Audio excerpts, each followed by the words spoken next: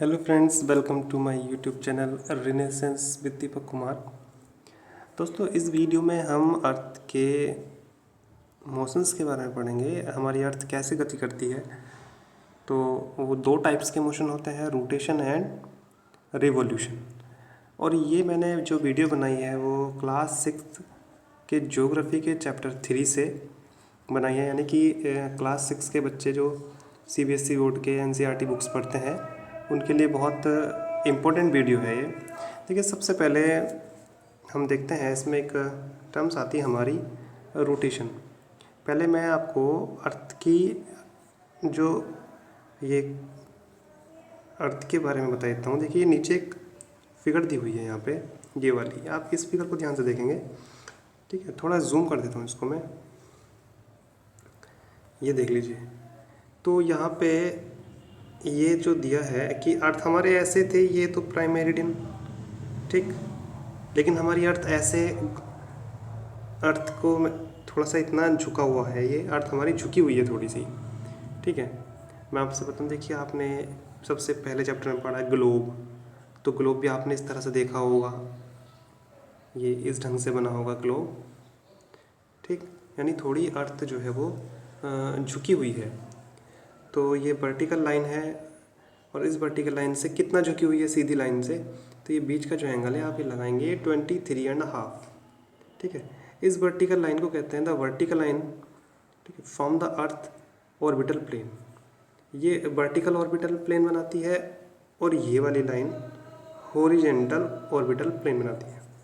तो ये पूरा एंगल 90 का हो जाता है। अगर यहाँ लेंगे तो ये एंगल 23.5 यानी 23.5 डिग्री ये वर्टिकल ऑर्बिटल से एंगल बनाती है। और ये वाला जो बचा 90 में से 23.5 माइनस कर देंगे तो 66.5 डिग्री का ये वाला एंगल आपका बच जाएगा, 66.5 डिग्री, ठीक है जी। इस तरह से बस ये हमारी अर्थ की जो आप स्थिति है वास्तविक, ये समझ लेंगे। तो हमारी अर्थ अपनी मुख्य अक्ष से जो है 23.5 डिग्री पे टिल्टेड है, यानी कि झुकी हुई है। ये क्वेश्चन पूछ लिया जाता है एग्ज़ाम में कि आपकी अर्थ कितनी झुकी हुई है, 23.5 डिग्री झुकी हुई है, ठीक है, मुख्य अक्ष से। अब हम अर्थ के बारे में एक चीज़ और पढ़ लेते हैं कि ये देख लिया। अभी इस वाले डायग्राम पर जाइए।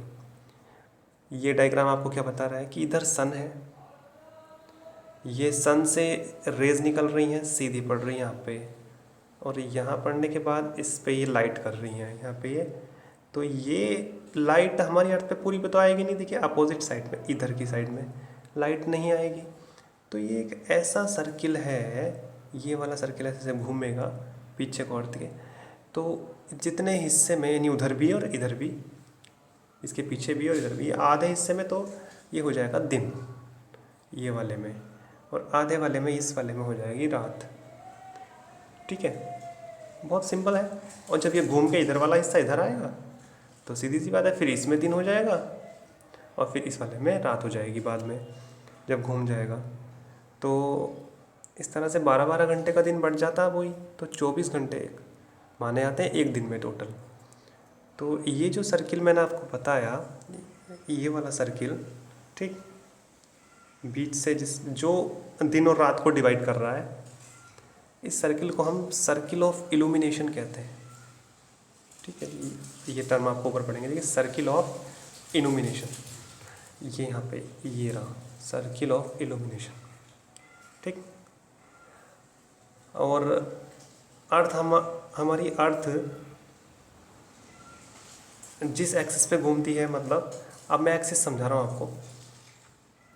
आपने साइकिल देखी होगी, साइकिल के पहिए में, जो साइकिल का पहिया है वो बीच से जो एक्सल जिस पे घूमता है, ठीक है। तो इसी तरह हमारी अर्थ ये इस वाली एक्सिस पे घूमती है, इसके चारों ओर।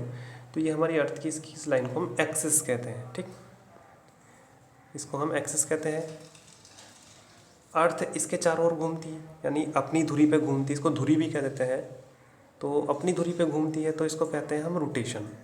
अब अर्थ के मौजूद समझिए आप कि अर्थ अपनी ही जगह पे घूमती है तो होता है रोटेशन, और अपनी जगह पे घूमते घूमते सन के भी चारों ओर घूमती है उसको हम कहते हैं रिवॉल्यूशन। अब आप देख लीजिए, यहाँ नीचे एक डायग्राम आएगा, ठीक है, ये देख लीजिए आप, सन के चारों ओर घूम रही है तो रिवॉल्यूशन भी हो जाएगा, और अपनी जगह पे भी घूमती घूमती है, सन के चारों ओर घूम रही तो वो है, ठीक है, अपनी जगह घूम रही है तो रोटेशन, और सन के चारों ओर घूम रही है तो रिवॉल्यूशन।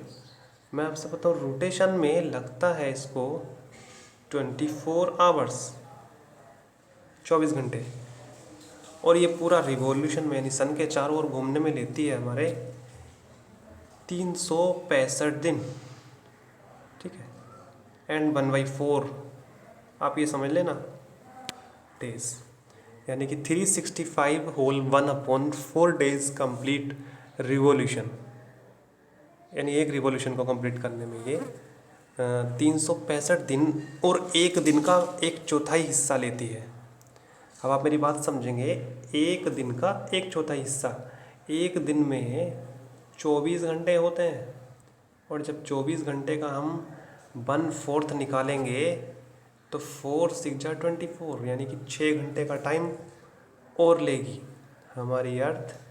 365 दिन के अलावा 6 घंटे का टाइम और लेती है, यानी कि एक साल में 6 घंटे एक्स्ट्रा हो गए।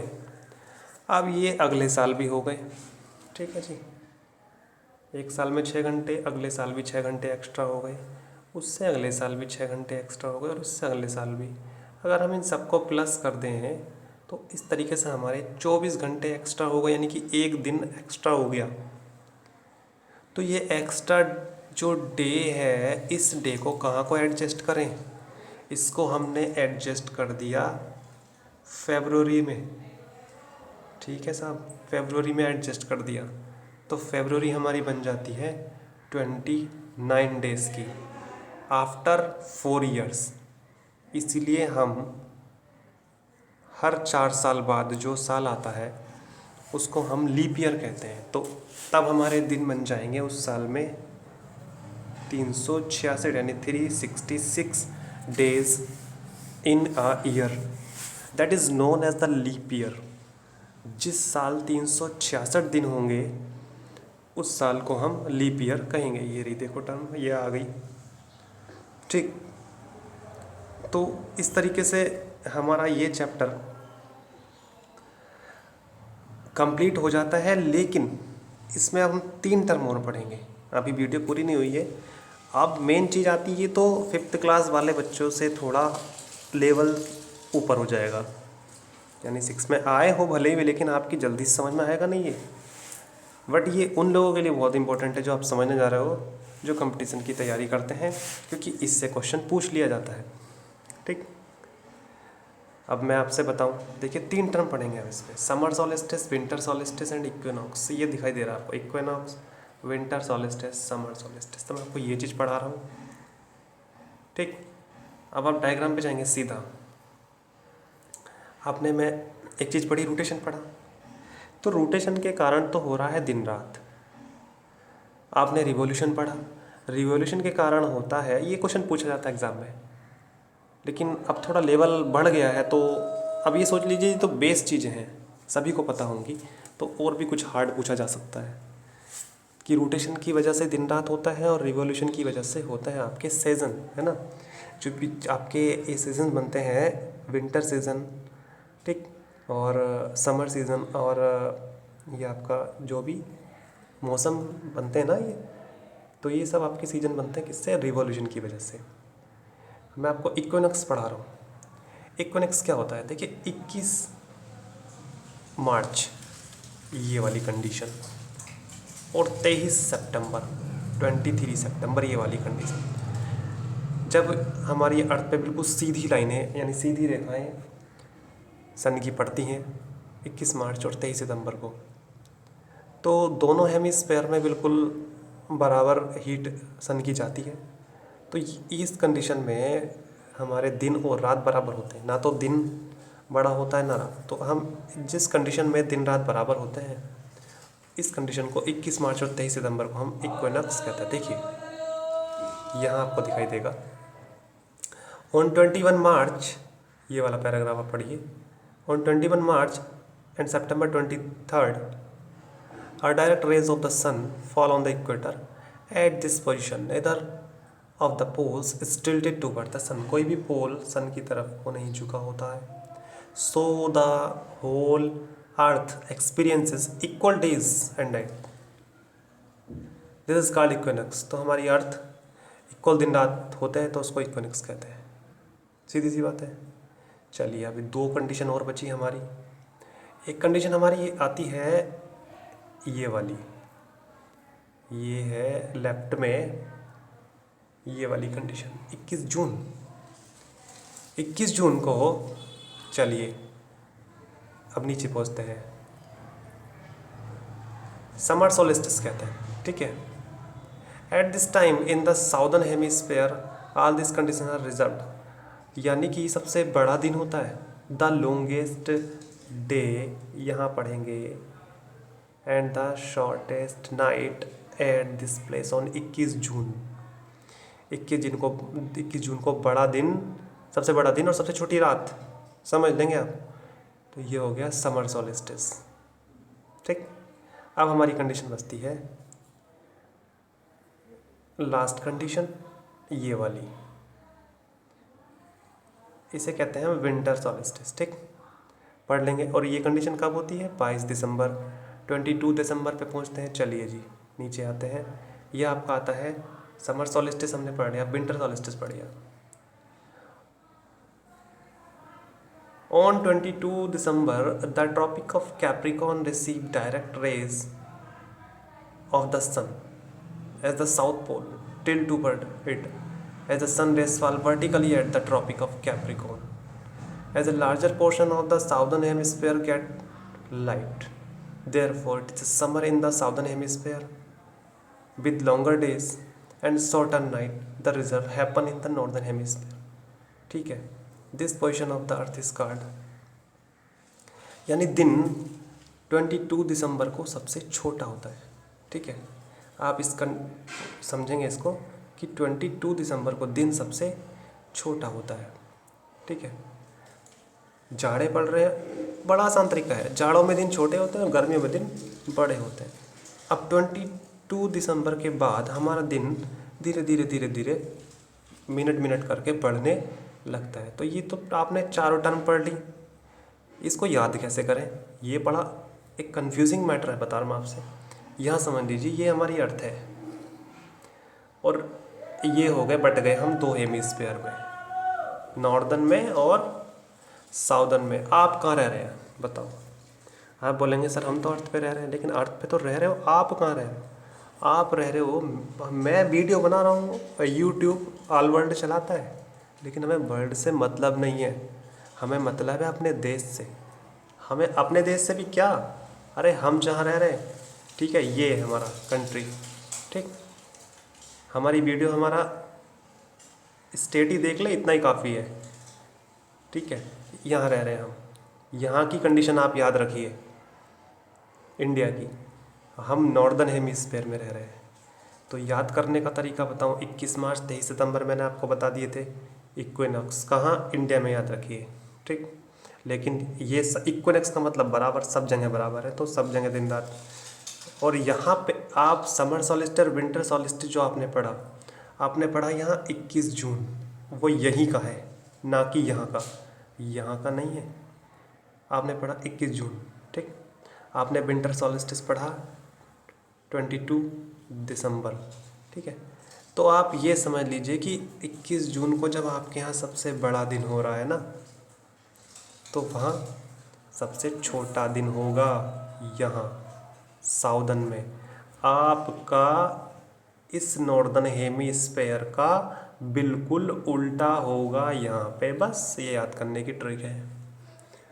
नॉर्दर्न हेमिस्फीयर का बिल्कुल उल्टा होगा साउदर्न हेमिस्फीयर में. एक बहुत ही अच्छा क्वेश्चन बता रहा हूँ जो आता है एग्जाम में, और इसमें दिया भी हुआ, देख लीजिए आप, इसमें भी दिया होगा. अभी नीचे पहुँचते हैं. दिया है इसमें, अभी मुझको मिल नहीं रहा, लेकिन चलिए मैं बता देता हूँ. तो मैंने आपको बताया नॉर्दर्न का सीधा उल्टा होता है बिल्कुल साउदर्न हेमिस्फीयर में. तो यानी कि जब आप नॉर्दर्न हेमिस्फीयर में आप 25 दिसंबर को बड़ा दिन मना रहे होते हैं, यानी क्रिसमस बना रहे होते हैं, ठीक है जी। तो जब 25 दिसंबर को आप क्रिसमस बना रहे होते हैं यहाँ पे, तो मैंने आपको बताया इसका उल्टा होता है। अगर आपके यहाँ ठंड पड़ती है 25 दिसंबर में, तब काफ़ी ठंड पड़ती है हमारे यहाँ इंडिया में, तो यहाँ पे ऑस्ट्रेलिया आता है। तो ऑस्ट्रेलिया में उस समय गर्मियाँ पड़ रही होती हैं।